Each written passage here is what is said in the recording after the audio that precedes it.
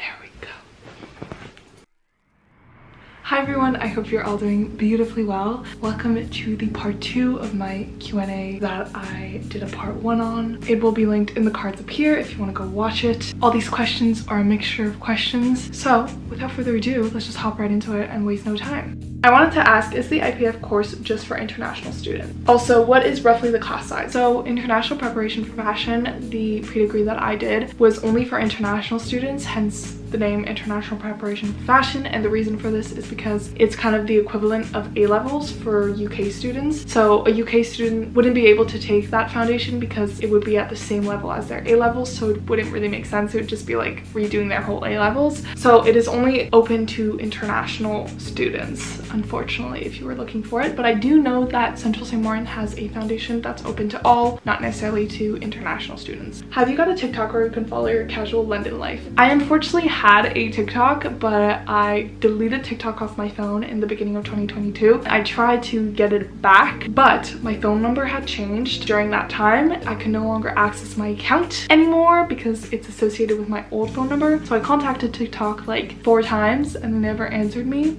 So I'm struggling a little on that front. So I don't have a TikTok, but I think it's the best because I was very addicted to TikTok until I deleted all social media in the beginning of 2022. I got Instagram back recently just because for work opportunities, it's kind of the only way nowadays in the field that I am. So I wanted to, and also with YouTube growing and opportunities, sponsorships, hopefully in the future will come through Instagram, and I wanted that to be open and I didn't want to miss out on anything. So I do have Instagram now, but I'm much better with social media than I was before because I was addicted before. I am no longer addicted and my life is so much better now. So I'm also looking for a place to live in London, and I was wondering if it was hard at all to find something as a student. I heard that they're a little hesitant renting to students. Yeah, so even if they do accept you, you're gonna need to put at least 6 months worth of your rent up front if you're a student, just because you don't have an income coming in. And yes, you can have a guarantor, but it's not directly you, so they don't really like that. I personally was obligated to put 12 months up front, which is a crazy amount, and I know that a lot of people can't afford that. I feel like a lot of people miss out on great apartments just because they can't afford to put even 6 months up front, so it's a lot of money. However, I will answer your question.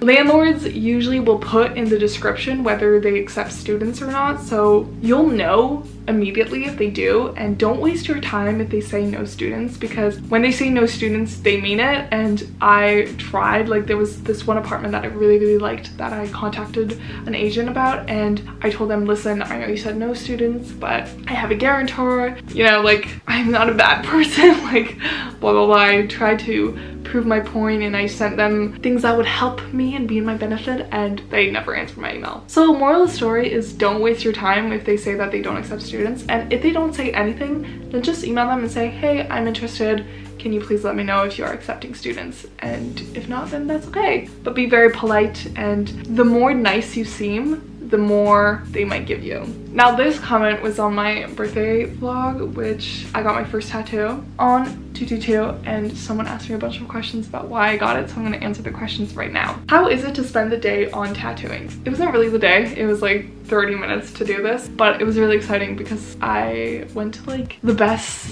place I could find for this tattoo because it was pretty basic and I didn't want to get overcharged for it. So I went like really far away from London. I think it was like an hour and a half, hour or 2 ride. So basically was the whole day came down to it, but it was worth it. Was it worth the pain? How did you know that you wanted to commit with no regrets? The pain wasn't too bad. It just felt like a really deep scratch. So I feel like I shouldn't be talking about tattoos because I don't even know if this can be considered as I have tattoos, but anyway.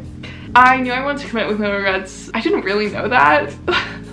I mean, I did know that. I feel like you can never really know if you're ready to commit just because that's something that's going to be on your body forever, and you change over time. So unless you meet your future self, you'll never really know if you're going to regret it. But I think for me, getting a tattoo and all the future tattoos I'm planning on getting, I look at it as a tattoo is just a mark of who I was at the time, and whether that still sticks with me in the future, it shows where I come from. And it's a beautiful form of art that I am so excited to discover more of. It was also something that I was thinking about for a very long time, and I just kept repeatedly seeing 222 everywhere. I don't know, it's like 222 is what got me into angel numbers. Like I literally, my thing just said 222. It said 12 minutes 22 seconds. So there you go. Just proves to show you. Why did you choose that placement? Mainly just so I could see it every day, all the time. Why left wrist and not right? Now, this is a funny story. I initially wanted to get it on my right wrist because I am left-handed, so I would always write it on my right wrist before I got the actual tattoo.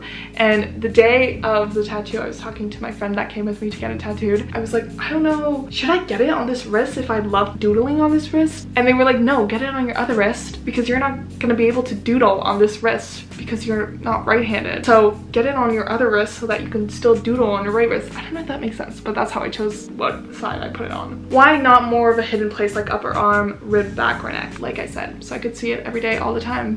What do you think of UV ink so under black light it will glow? I think it's really cool, but for me, I want my tattoos to always be seen. That's why I got them, but I think it's a really cool concept. And if you want something a little more discreet or something you need to hide from people necessarily, I think it's a great concept. What age did you get it tattooed at? Well, it was on my birthday and I turned 19 on that day, so. I'm not sure if this is something you want to do because it seems like you've already done a lot, but would you ever want to make a video explaining different parts of the research process or maybe your projects? I might be applying around the end of this year and I'd love to know more about how assignments actually work in the school. So this is a very sweet question. I did do a lot and I feel like most of my channel is centered around fashion school. So if you are interested, I talked about my 3 projects that I did last year for school. They will all be linked in the cards up there. So I feel like that answers your question because this question was given to me before I made any of those videos. So if you're still watching me and you haven't seen those videos, know that I did make a video about all my process and all my projects. It means the world when I receive comments like that. I was wondering if you could do a video on the fundamentals of the research process. I feel like I talk about this in my videos about my project, but I think I will be making a video on how to go about process and research and inquiry, which are like the 3 main things that London College of Fashion always looks for in their students. I feel like I will probably do a video specific to that, and I think it could help a lot of you guys, so definitely keep an eye out for that. I will be going to university next year whenever the result comes out. I'm also very anxious about my subject, but this helps so much. Having a beginner's mindset and curious mind is so important. This was so realistic advice. Thank you so much. You are really strong, independent, and wise. Love you so much. Have a great trip. This was a very cute comment that I wanted to share because it really makes my heart swell. But whoever you are, thank you. And you're making me tear up. If you're still watching my channel and if you've come this far in the video, know that I wish you the best of luck. And if you have any questions ever or anything you want to talk about, come to my DMs on Instagram. How do you edit your videos? I edit on Final Cut Pro. I got Final Cut Pro for free from one of my old teachers in high school. So I know it's really expensive. It's like $300, but I got it for free, which I'm so lucky about. But yeah, I use Final Cut Pro. You can also use iMovie, but I tried using iMovie the other day because I was like, iMovie isn't that bad. But once you go from Final Cut Pro to iMovie, you realize how good Final Cut Pro is. So it's not overhyped, to be honest. It's pretty good. I really like Final Cut Pro. I've been thinking about getting my septum pierced recently, and I'm also very scared to have it pierced wrong, and I was wondering if you had any tips for finding a place to get my septum pierced. Okay, so I got my septum pierced. It's up here, okay? My septum piercing is here. Don't worry. I just flipped it up because I'm at my dad's and he doesn't like septums and he doesn't know I have one. I got mine done in my hometown in Canada, and it's a very small town, so I didn't have much choice to begin with. I was gonna go to a tattoo parlor, but I was looking through Instagram looking at people getting their septum piercing, and I came across this really cool page of this woman who did all kinds of piercing in her own super colorful and bright and lively studio, and I was like, wait, she is in Ottawa, aka my hometown. So I immediately reached out to her and I was like, listen, I immediately love your energy. Please, do you have spots tomorrow? And she said, yeah. And then yeah. So I would suggest go with your gut feeling. I was not feeling the tattoo parlors. I was just sucking it up because I thought that was my only choice in Ottawa. But I would say find someone you can trust and know that you can always walk out if you don't feel safe, and also know that you always pay after the service, never before. And also, if you feel like they're piercing it wrong, like if you feel from the start that there's just a bad energy or there's just something not right, just leave. Like, you didn't pay for anything, so just leave. The septum piercing looks great on you. When you're ready to change it, could you make a septum ring haul try on video? I could, although I don't think it'll be very long because after I can change this one, I'm planning on putting a gold horseshoe ring and a gold round ring. So I'm only gonna have 3 piercings, but I can show them to you in a vlog. And maybe if I get a little more adventurous, I'll let you know. But I don't know if being adventurous with my septum piercing is my style. So we'll see. Why don't you use a bigger piercing? Well, first of all, because I need to get it pierced with a small one. I think you have to get it pierced with a small one, but also because I wanted the smallest one, just because I have a really small nose to begin with and I didn't want it to overtake my nose. So I just wanted the smallest one. And I think it looks great because it's really discreet and that's what I wanted. I didn't want something like in your face. So I really like it. Anyway guys, thank you so much for watching. It means the world. That was the end of my Q&A. If you have any other questions, leave them down below and I'll be sure to answer. Thank you so much for watching and I will see you in my next video. And yeah, see you soon. Bye.